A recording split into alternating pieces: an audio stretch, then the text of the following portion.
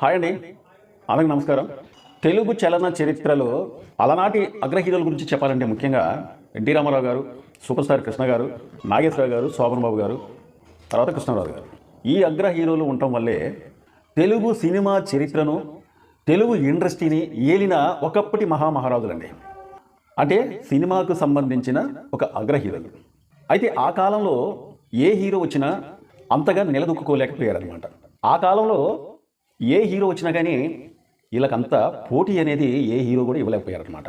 కానీ అనుకోకుండా ఆకాశంలో ఒక స్టార్ అనేది ఎలిగిద్ది చూశారండి అప్పుడప్పుడు. అంటే అన్ని స్టార్లు ఉన్నా కానీ అనుకోకుండా మనం చూస్తూ ఉంటేనే ఒక స్టార్ అనేది ఏ విధంగా తాను ఎలుగుతూ మన దృష్టిని ఏ విధంగా ఆకర్షిస్తూ ఉంటుందో మనం చాలాసార్లు చూసాం. ఈ అగ్ర హీరోలకు ఇక పోటీ ఎవరు రారు, ఒకవేళ వచ్చినా కానీ నిలబడలేరు అనే ఆ సమయంలో అనుకోకుండా కొనిదెల శివశంకర వరప్రసాద్ చిరంజీవి ఎంట్రీ ఇచ్చారండి. ఎంట్రీ ఇచ్చిన తర్వాత ఇంత పెద్ద స్టార్లైన అగ్ర హీరోలే ఆయన నటనకు అప్పట్లో ముగ్ధులైపోయారన్నమాట. అది ఎంతలా అంటే అతని డ్యాన్స్ కావచ్చు, అతని ఫైట్ కావచ్చు, అతని స్టైల్ కావచ్చు, అతని స్పీడ్ కావచ్చు. ఈ 5 అగ్ర హీరోల మధ్యలో ఇంకొక వ్యక్తి వచ్చి చేరిండండి. దట్ ఈజ్ మెగాస్టార్ చిరంజీవి గారు. ఎప్పుడైతే సినిమా ఇండస్ట్రీలోకి వచ్చిండో ఎన్నో సినిమాలలో హిలంగాను, ఎన్నో సినిమాలలో సైడ్ యాక్టర్గాను, మరికొన్ని సినిమాలలో నెగిటివ్గాను, కొన్ని సినిమాలలో పాజిటివ్గాను, ఇంకా మరికొన్ని సినిమాలలో హీరోగాను కూడా నటించినా కానీ అంత గుర్తింపు అనేది చిరంజీవి గారికి రాలేదు. ఖైదీ సినిమాతో అతను గుర్తింపు అనేది అతను ఎక్కడికో వెళ్ళిపోయిందండి. తెలుగు సినిమా ఇండస్ట్రీయే కాదు, అన్ని భాషల హీరోలు కూడా చిరంజీవి గారి డాన్స్ కావచ్చు, చిరంజీవి గారి ఫైట్ కావచ్చు, చిరంజీవి గారి యాక్టింగ్ కావచ్చు, ఇవన్నీ కూడా గమనించి మరొక అగ్ర హీరో చేరిందని ఆనాడే అనుకున్నారు. కొంతమంది వ్యక్తులు సోషల్ మీడియాలో ఎట్లా పడితే అట్లా ఏ మాట వస్తే ఆ మాట, అతను వయసుకు విలువిచ్చేది లేదు, అతని కష్టానికి విలువిచ్చేది లేదు, ఒక మర్యాద మన్నన పాడు అనేది ఏమీ లేకుండా ఏ మాట వస్తే ఆ మాట. సోషల్ మీడియా మన చేతిలో ఉందన్న ఉద్దేశంతోనే, ఎవరినైనా మనం టార్గెట్ చేయొచ్చన్న ఉద్దేశంతోనే కొంతమంది వ్యక్తులు ఈ రోజున మాట్లాడే మాటలు చూస్తూ ఉంటే సిగ్గేస్తుందన్నమాట. యూట్యూబ్లో దేనినైనా నేను అడిగేస్తా, దేనినైనా నేను అడిగేసి కడిగేస్తా, ఎట్లాంటి వారినైనా నేను ప్రశ్నిస్తానని చెప్పి ఒకడు ఒక ఛానల్ పెట్టుకొని ఇష్టం వచ్చినట్టుగా అతను మాట్లాడుతూ ఉంటే అసహ్యం అనిపిస్తుంది అనమాట. అతను ఏం మాట్లాడుతాడంటే, నీకు మెగాస్టార్ అనే బిరుదు అసలు ఎవడిచ్చిండు అన్నట్టు మాట్లాడుతాడండి. ఇతను మాట్లాడే మాటలు చూస్తూ ఉంటే అసలు తెలిసి మాట్లాడుతుండా తెలియక మాట్లాడుతుండా అనేది అర్థం కావట్లేదు.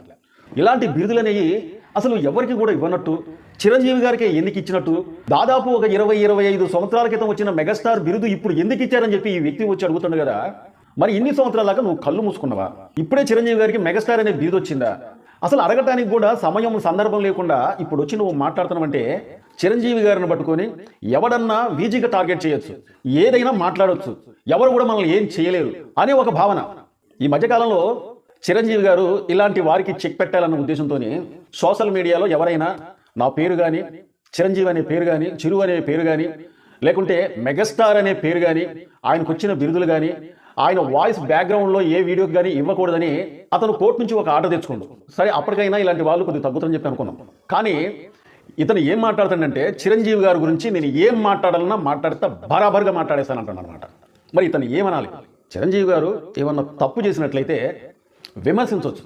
ఆ విమర్శ అనేది ఇంతకుముందు నేను చాలాసార్లు చెప్పాను, సత్విమర్శలు చేయాలి, వినసంపుగా ఉండాలి. ఆ విమర్శ అనేది వినసంపుగా మాత్రమే ఉండాలి.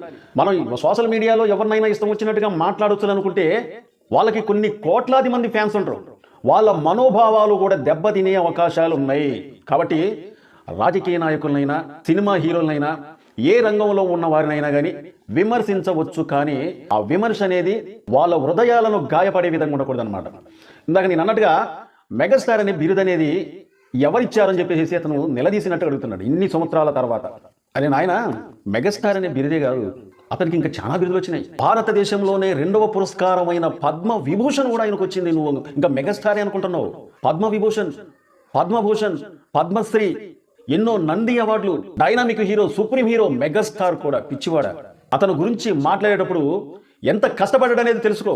ఏం మెగాస్టార్ అనే బిరుదు చిరంజీవి గారికి వచ్చిందా? బాలీవుడ్లో అమితాబ్ బచ్చన్ గారికి లేదా? తెలుగులో సూపర్ స్టార్ అనే బిరుదు కృష్ణ గారికి లేదా? తమిళంలో సూపర్ స్టార్ అనే బిరుదు రజనీకాంత్ గారికి లేదా? వెంకటేష్ గారికి విక్టరీ అనే బిరుదు లేదా? అల్లు అర్జున్కి ఐకిన్ స్టార్ అనే బిరుదు లేదా? రామ్ చరణ్కి గ్లోబల్ స్టార్ అనే బిరుదు లేదా? మహేష్ బాబుకి సూపర్ స్టార్ అనేది బిరుదు లేదా? అలాగే సీనియర్ నటుడు ఎన్టీ రామారావు కూడా ఎన్నో బిరుదులు ఉన్నాయి. అలాంటి వారిని మనం గౌరవించుకునేది పోయి ఇష్టం వచ్చినట్టుగా మాట్లాడి ఎట్లా పడితే అట్లా మాట్లాడితే వాళ్ళకు కూడా ఫ్యాన్స్ అనేది ఉంటారు, వాళ్ళకు కూడా మనోభావాలని ఉంటాయి. వాళ్ళ మనోభావాలనేది దెబ్బతింటాయి అనే ఉద్దేశం కూడా లేకుండా ఈ వ్యక్తి ఇష్టం వచ్చినట్టుగా మాట్లాడుతుందంటే, ఈ విధంగా మాట్లాడే వాళ్ళు, ఈ విధంగా విష ప్రచారం చేసేవాళ్ళు, ఈ విధంగా బురద జల్లే వాళ్ళు సోషల్ మీడియాలో ఇంకా చాలా మంది ఉన్నారు. అలాంటి వారికి చెక్ పెట్టాలన్న ఉద్దేశంతోనే ఈ మధ్యకాలంలో చిరంజీవి గారు కోర్టుకెళ్ళి ఆర్డర్ తెచ్చుకున్నా కానీ ఇలాంటి వాళ్ళ ఆగడాలనేది ఇంకా ఆగట్లేదన్నమాట. ఈ మధ్యకాలంలో ఒక ఈవెంట్లో బండ్ల గణేష్ గారు అతని మనసులో ఉన్న మాట అనేది బయటపెట్టిండు. చిరంజీవి గారికి భారతరత్న అవార్డు రావాలి అని. ఎందుకంటే అది అతని వ్యక్తిగత ఆలోచన, అది అతని ఇష్టం, అతని మనసులో మాట అనేది బయటపెట్టిండు.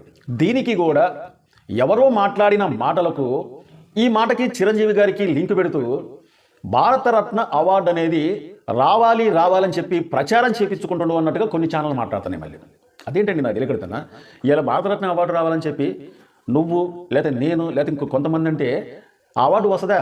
ఇప్పుడు బండ్ల గణేష్ గారు అతను మనసులో అనిపించింది అతను చెప్పిండు, నా మనసులో అనిపించింది నేను చెప్తాను, మీ మనసులో అనిపించింది మీరు చెప్తారు. ఎవరో అన్న మాట కూడా చిరంజీవి గారి లింక్ పెట్టి మాట్లాడటం కూడా అది ఎంతవరకు కరెక్ట్ అనేది నాకు ఇప్పటికీ అర్థం కావట్లేదు.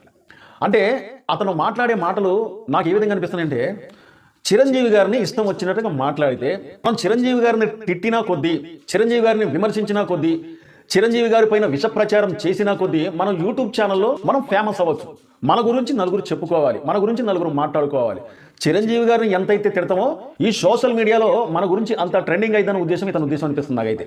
అది ఎందుకంటే చిరంజీవి గారిని తిట్టినట్టు, చిరంజీవి గారిని విమర్శించినట్టు మాట్లాడి మళ్ళీ ఏం చేస్తుండు, ఇటు ప్రభాస్ గారిని, అటు మహేష్ బాబు గారిని, ఇటు ఎన్టీఆర్ గారిని, ఇలాంటి అగ్ర హీరోలని గురించి మళ్ళీ గొప్ప చెప్పితే చాలా మంది అంటే వీళ్ళకున్న ఫ్యాన్స్, వీళ్ళకి ఎవరైతే ఫ్యాన్స్ ఉంటారో వాళ్ళ ఫ్యాన్స్ మళ్ళీ ఇతర సబ్స్క్రైబర్స్ అయిపోవాలని ఒక టార్గెట్ అనమాట, ఒక ఆలోచన అనమాట. ఒకరిని మనం ఇష్టం వచ్చినట్టుగా మాట్లాడినప్పుడు ఆ హీరోకి సంబంధించిన ఫ్యాన్స్ కావచ్చు, ఆ హీరోని ప్రేమించే వ్యక్తులు కావచ్చు, ఆ హీరోకి సంబంధించిన వారు ఎవరైనా కావచ్చు, వాళ్ళ మనోభావాలు దెబ్బతినే అవకాశం అనేది ఉంటుంది. కాబట్టి చిరంజీవి గారు ఎంత కష్టపడి ఈ రోజున ఈ స్థాయికి వచ్చిన సంగతి ప్రతి ఒక్కరికి తెలిసిన విషయం. నేను ఎన్నో వీడియోలో చెప్పాను.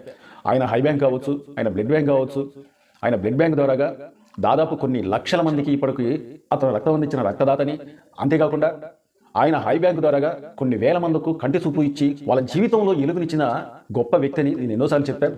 మనం చాలాసార్లు నా వీడియోలో మాట్లాడుకున్నాం. కరోనా టైంలో కావచ్చు, విపత్తులు వచ్చినప్పుడు కావచ్చు, కరోనా టైంలో దాదాపు సినిమా ఇండస్ట్రీలో పనిచేసే కార్మికులకు ఎన్నో డబ్బులు వెచ్చించి వాళ్ళ కుటుంబంలో ఎవరికైతే ఏ ఇబ్బందులు ఉన్నాయో అన్ని ఇబ్బందులను కూడా అతని దగ్గరుండి ఒక సొంత వ్యక్తిలాగా చూసుకున్న వ్యక్తి. అలాగే చిరంజీవి గారితో పాటు చాలా మంది కూడా స్వచ్ఛందంగా ఆ కార్యక్రమంలో పాల్గొనరు. కానీ చిరంజీవి గారిని ఒక పెద్దన్నయ్యలాగా సినిమా ఇండస్ట్రీలో ఉన్న కార్మికుల వాళ్ళ వెనకాల నుండి వాళ్ళకి ఎన్నో విధాలుగా ఆదుకున్న వ్యక్తి. అంతేకాకుండా కరోనా టైంలో దాదాపు ఒక 33 కోట్ల రూపాయలతోని ఆక్సిజన్ పంపించిన వ్యక్తి. ఒక అందుకు చెప్పాలంటే చిరంజీవి గారు పంపించిన ఆక్సిజన్ అయితే ఏమైతుందో, నాకు కరోనా వచ్చి నాకు ఆక్సిజన్ అందనప్పుడు కూడా అతను పంపించిన ఆక్సిజన్తోనే ఈ రోజున నేను ఈ భూమి మీద ఉన్నానన్నమాట. అలాగా ఎన్నో సేవలు, ఎన్నో కార్యక్రమాలు. చిరంజీవి గారి పుట్టినరోజు వచ్చిందంటే చిరంజీవి గారి ఫ్యాన్స్ ఎన్నో రకాలుగా రక్తదానం కావచ్చు, అన్నదానం కావచ్చు, ఇంకా ఎన్నో కార్యక్రమాలలో చిరంజీవి గారి ఫ్యాన్స్ అనేది ముందాలుంటారు. అలాంటి వారిని ఎంకరేజ్ చేసేది పోయి ఈ రోజున చిరంజీవి గారి పైన ఇష్టం వచ్చినట్టుగా మాట్లాడటం అనేది కరెక్ట్ అయితే కాదు. చాలా మంది మా వీడియో చూస్తున్నారు కానీ సబ్స్క్రైబ్ చేసుకోకుండా చూస్తున్నారంటే దయచేసి మీరు మమ్మల్ని సబ్స్క్రైబ్ చేసుకుంటే మమ్మల్ని ఎంకరేజ్ చేసేందుకు ఈ వీడియోపై ఒక లైక్ చేయండి. మీ అమూల్యమైన కామెంట్ తెలుపుతారని చెప్పి కోరుకుంటూ మా వీడియో నచ్చితే సబ్స్క్రైబ్ చేసుకోండి. మరో మంచి వీడియోతో మళ్ళీ మేము ముందుకు వస్తాం. Thank you.